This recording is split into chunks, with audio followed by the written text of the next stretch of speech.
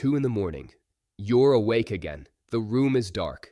You were hoping so badly that this wouldn't happen tonight, but you feel it again. That familiar nagging pressure. You have to go. Again. You carefully slip out from under the warm covers. Your feet hit the cold floor, and you stumble through the darkness, trying not to trip. Is this the second time tonight, or is it the third? You're standing in the blinding light of the bathroom, angry at your own body, thinking, why me? I barely drank anything before bed. And then you get back in bed, stare at the ceiling, and your brain clicks on. Sleep is gone, and you know that tomorrow you will pay the price with fatigue, brain fog, and irritability. This problem is called nocturia, and if you're over 60, there's a good chance this scenario is painfully familiar. It is one of the most common and underappreciated torments that steals the most valuable thing we have, restorative sleep. And what are we usually told? Just don't drink water after 6 p.m. Let me tell you why that is terrible and sometimes even dangerous advice. When you deliberately dehydrate yourself, your blood gets thicker. Your heart has to work harder. But even worse, your urine becomes more concentrated. This concentrated acidic urine irritates the delicate lining of your bladder, causing it to panic and send false "I'm full" signals to your brain, even if there are only a few ounces in it. You are not waking up because your bladder is full. You are waking up because it is irritated. So what's the solution? It's not about drinking less. It's about helping your body properly manage the fluid you do drink. What if I told you that the key to a peaceful night, to sleeping soundly until morning, isn't in your medicine cabinet, but in your refrigerator, in the crisper drawer? Today, we are not going to talk about medications with side effects. We are going to talk about 7 specific greens, 7 edible plants that, when used correctly, can help calm your bladder, balance your electrolytes, and finally, let you sleep all night without a single trip to the bathroom. Some of them work by reducing inflammation. Others act as double agents. You eat them at a specific time so they empty the tank long before bed. And one of them, our number 1, is the king of magnesium, the mineral that literally tells your bladder to relax. Stay with me. You don't have to suffer anymore. Let's fix this. Let's start our list. And number 7 is perhaps the most controversial item on it. Number 7, cilantro. Yes, I know. Right now, half of you are thinking, oh, I love it. And the other half are wincing because to you, it tastes like soap. And you know what? You're right. If you don't like the taste of cilantro, you're not just being picky. You likely have a specific gene called OR6A2 that makes you hypersensitive to the aldehydes in cilantro, causing that soapy or even buggy taste. It's pure biology. But if you are in the camp that loves it, or you're willing to take it in a capsule, cilantro is a powerful ally. So how does it help? Cilantro isn't just a seasoning. It's one of nature's most potent detoxifiers. It's known to help bind to heavy metals, like mercury and lead, and flush them from your system. Your liver and kidneys are working 24/7 to filter toxins. When they get overloaded, it creates systemic inflammation. And inflammation is enemy number 1 of a peaceful night's sleep. It affects everything, including your prostate and your bladder. Cilantro also has powerful antibacterial and anti-inflammatory properties. It helps to soothe your entire urinary tract.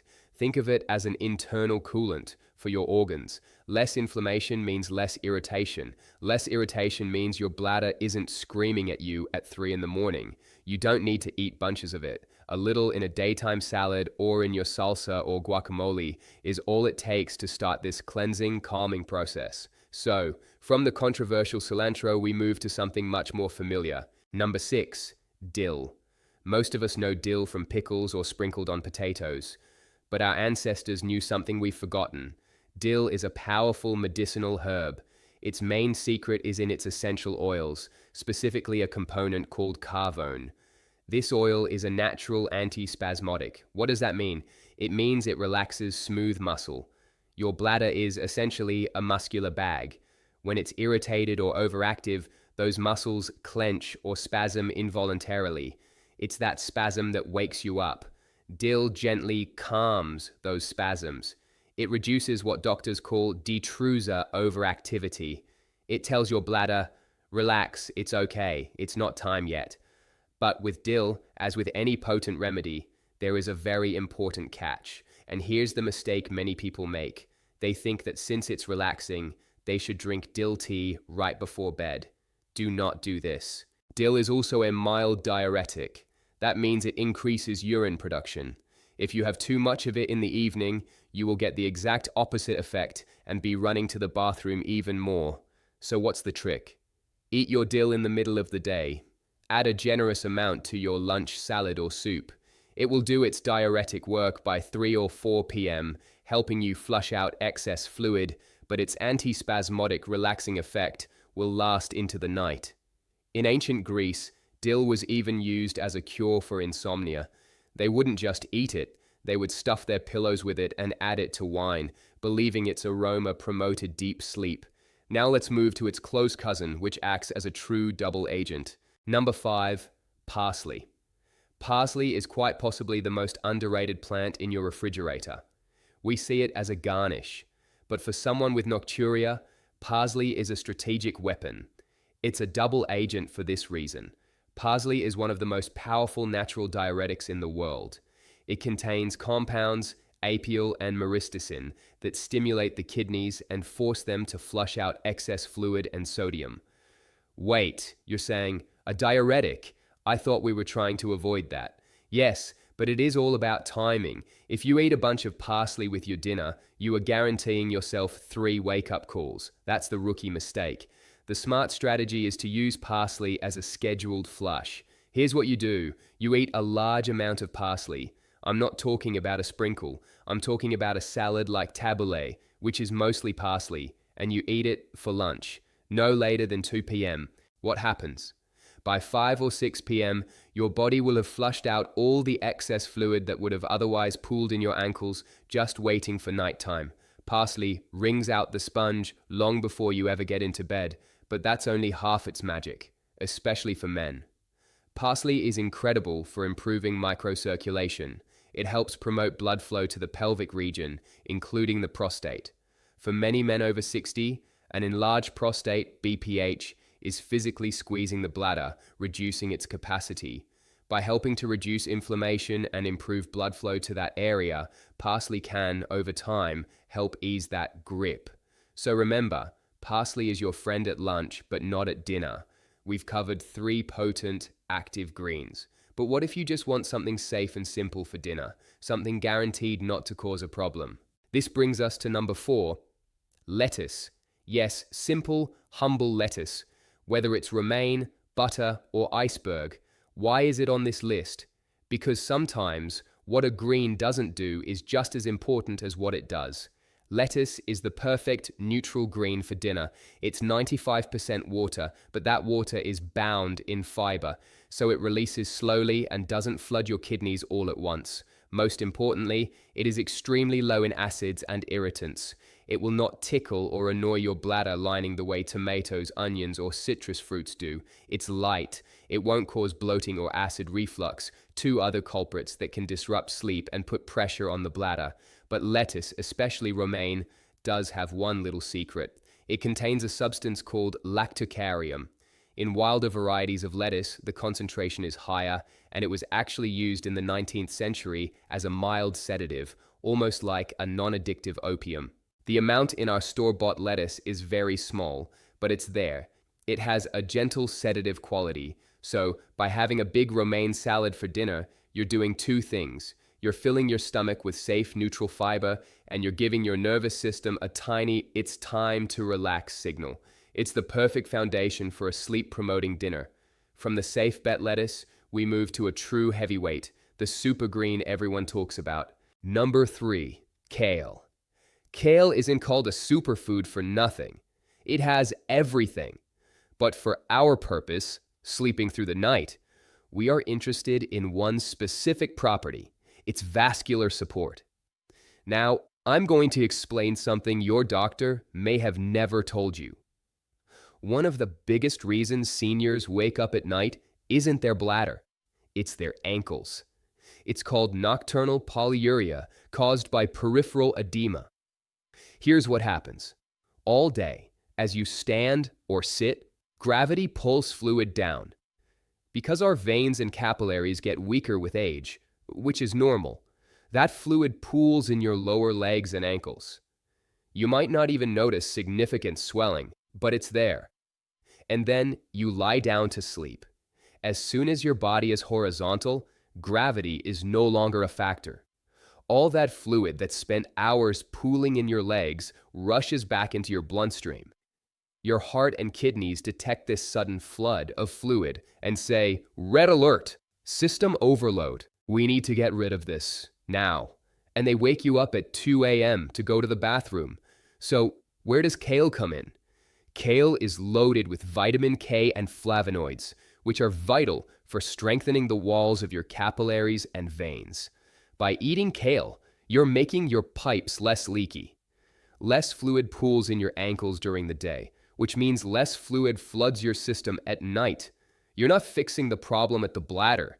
You're fixing it at the blood vessel. A little bit of kale, lightly sautéed with olive oil for dinner, isn't just food. It's an investment in your vascular health and your sleep. The next item on our list works on the exact same principle. Number 2, green beans. Wait, you'll say, that's not a green. Technically, no, but it's a green vegetable, and it is far too important to skip. Green beans like kale are incredible for fighting that daytime edema. They are rich in potassium and, just as importantly, silica. Silica is a forgotten mineral that is essential for building and maintaining healthy connective tissue, including your vein walls. By strengthening your veins, green beans help your body keep fluid where it's supposed to be, in your bloodstream, not seeping into your leg tissues. But green beans have another ace up their sleeve. They are a fantastic source of magnesium. We're going to talk more about magnesium in a second because it's the key to our number 1. But just remember, magnesium is the relaxation mineral. It helps relax not only your leg muscles, preventing night cramps, but also, you guessed it, the muscle of your bladder. Steamed green beans, not boiled, which leaches out the potassium, are quite possibly one of the best side dishes you can eat for dinner to ensure a dry night. And that brings us to the final item, the number 1. We've talked about anti-inflammatories, diuretics, and vascular support. But what if there was one green that did it all? A green that is loaded with minerals, soothes the gut, and directly relaxes your bladder. Ladies and gentlemen, the number 1 green on our list is spinach. Spinach is the absolute king when it comes to fighting nocturia. Here's why. Reason number 1, magnesium. If you remember only one word from this video, let it be magnesium. The average American is chronically deficient in magnesium, and magnesium is the off-switch mineral. It's required for over 300 biochemical processes, and a chief one is muscle relaxation. Your bladder, the detrusor muscle, is a muscle. When you are magnesium deficient, that muscle becomes twitchy. It's tense. It can't fully relax to allow for filling. It spasms at the slightest amount of urine. Spinach is one of the best food sources of magnesium on the planet. When you eat spinach for dinner, you are essentially giving your bladder a dose of a natural relaxant. You are telling it, it's okay, calm down, stretch, no need to panic. This directly increases your bladder's functional capacity, allowing it to hold more without sending you the alarm signal. Reason number 2, potassium. Spinach is loaded with potassium, which works in a beautiful dance with sodium. It helps balance your body's electrolytes, which again helps your body manage fluids properly. And reason number 3, which few people talk about, gut health. Often the problem isn't your bladder, it's what's next to your bladder. For seniors, constipation is a common issue. When your intestines are backed up and bloated, they physically press on your bladder. They literally squeeze it, leaving no room for it to fill. Spinach is rich in fiber that helps keep your bowels moving regularly. By clearing up constipation, you remove that physical pressure. Spinach calms the bladder with magnesium. It balances fluids with potassium. And it relieves physical pressure by helping your gut. It is the perfect evening green. And for a fun fact, do you know why spinach became so famous? Why Popeye ate it for strength? It was all because of a typo. In the 1870s, a German chemist was studying the iron content in spinach, and when he wrote down his results, he put the decimal point in the wrong spot. This error gave spinach 10 times more iron than it actually has. The myth lasted for almost 100 years. And while it's not the iron powerhouse people thought, compared to, say, lentils, its true power, as we now know, is in its magnesium. So, let's do a quick review. We have cilantro for detoxing and fighting inflammation, dill for stopping spasms, but eat it at midday, parsley, our double agent, to empty the tank after lunch, lettuce as the safest, most calming dinner option, kale and green beans to strengthen your blood vessels and stop ankle swelling, and spinach, the magnesium king, to directly relax your bladder. But wait, there's one more thing. Just eating these greens is 80% of the solution. But to get to 100%, you have to stop doing the things that sabotage all of it. Before you go, here are 3 absolutely critical bonus rules. First, avoid evening irritants. There are foods that act like sandpaper on your bladder lining. The top culprits: tomatoes and tomato sauce, hot peppers, raw onion, citrus fruits, oranges, grapefruit, and sadly for many, chocolate and caffeine. Eating these for dinner is like asking your bladder to wake you up. Second, the 3-hour rule. Your last meal of the day should be at least 3 hours before you go to bed, and your last sip of any liquid, be it water, herbal tea, or milk, should be 2 to 3 hours before sleep. Give your body time to process everything while you are still awake. And third, add magnesium and potassium buddies. Combine these greens with other foods rich in these minerals. Pumpkin seeds, almonds, avocado, a baked potato with the skin on. They all work together as a team to help your body hold water inside your cells, not flush it out at night. This isn't magic. This is a strategy. You do not have to accept broken sleep as an inevitable part of aging. It is not. Your body is an incredible system, and right now it's just asking you for the right tools. Start small. Pick one of these greens. Add spinach to your dinner tonight, or have a parsley-heavy salad for lunch tomorrow. Observe. Listen to your body. You deserve to sleep. You deserve to wake up refreshed, clear-headed, and full of energy. Thank you for your time. If this was helpful, please consider sharing it with a friend who might also be suffering in silence. Leave a comment below. Which of these 7 greens surprised you the most? Take care, and finally, get some sleep.